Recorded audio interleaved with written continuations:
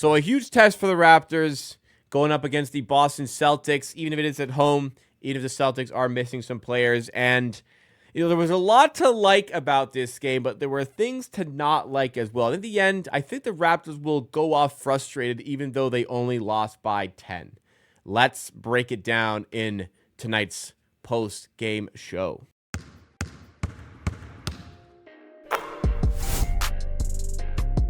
As a reminder, we do shows like this every time the Raptors play. So make sure you guys are subscribed to the channel. Make sure you drop a like if you do enjoy along the way. Switching it up a little bit, decided to try my hand at some note-taking throughout this game, just to try to gather all of my thoughts as we go throughout this one. So 111-101 is the final score for the Raptors. And I think to start us off here, the big thing that caused the defeat here, because Toronto played pretty well. The big thing that causes the scoreline here in the end is the shooting. Thankfully for Toronto, it wasn't a very strong shooting night for the Boston Celtics. If it was, this would have been a blowout because the Raptors could not shoot. It was your classic Celtics against the Raptors in recent years where they're going to play a lot of zone, they're going to dare you to shoot threes, and if you don't make them, you're in trouble. That's kind of what happened on New Year's Eve 2024 when the Celtics made all their threes in the second half. The Raptors could not make anything and lost in the end by 54. Well, tonight, the Raptors went 5 of 33 from 3. 5 of 33 from 3. They were 0 of 9 from 3 in the first quarter. They were 4 of 27 from 3 after the third quarter. They made 3 threes in the third, and they made 1 3 in the fourth. So it's a make or miss league because the Celtics, look, they're going to shoot 53s. That's just what they do. They built the team around shooting. They built the team around shooting and switchability defensively. They didn't even have a lot of the switchability defensively today and still were able to stump the Raptors.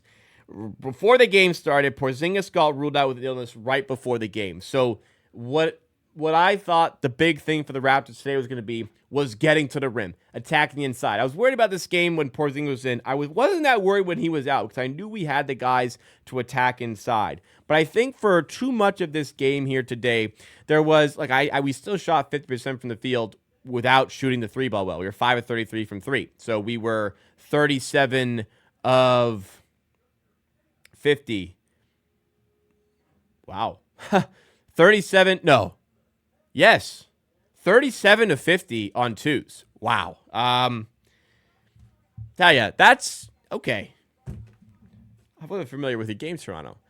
That's pretty good. 74% on twos today for the Raptors. So, in the end, they did shoot really well on twos, as I suspected they would.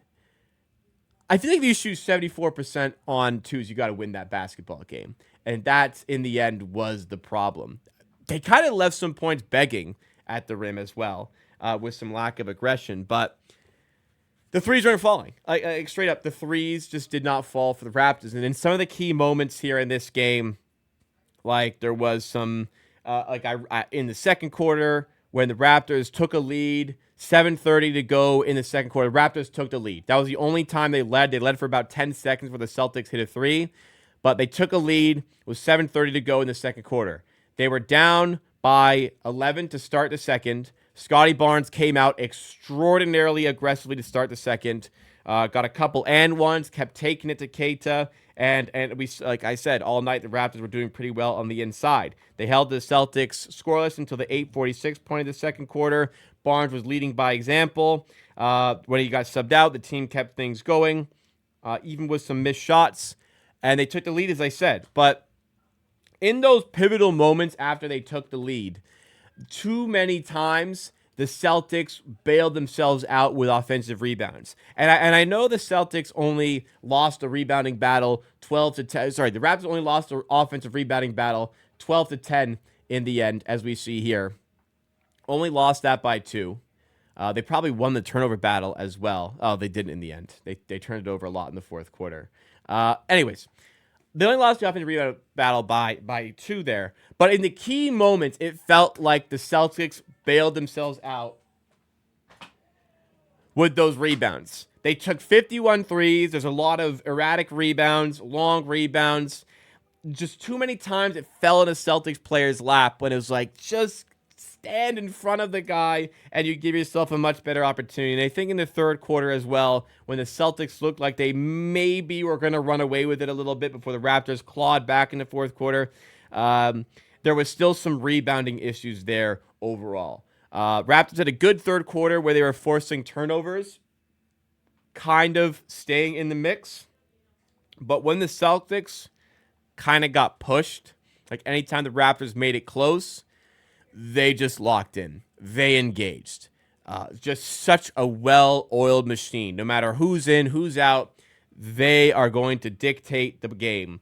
And a player who absolutely was fantastic today for the Celtics was Jason Tatum. He was 7 of 18. He was 3 of 12 from 3. Like, he was chucking threes. But he dictated the game today with 11 assists. He had 9 assists in the first half. And it was pretty much like all the attention was on him. And you have to credit him with all the attention on him. You credit him because he was comfortable, letting other guys do their thing. JB, Jaylen Brown got 24. Derek White gets 22 in the end. Payne Pritchard gets 20 points at the end despite going 4 of 13 from 3. Comfortable Jason Tatum with letting other guys do their thing with the open spaces.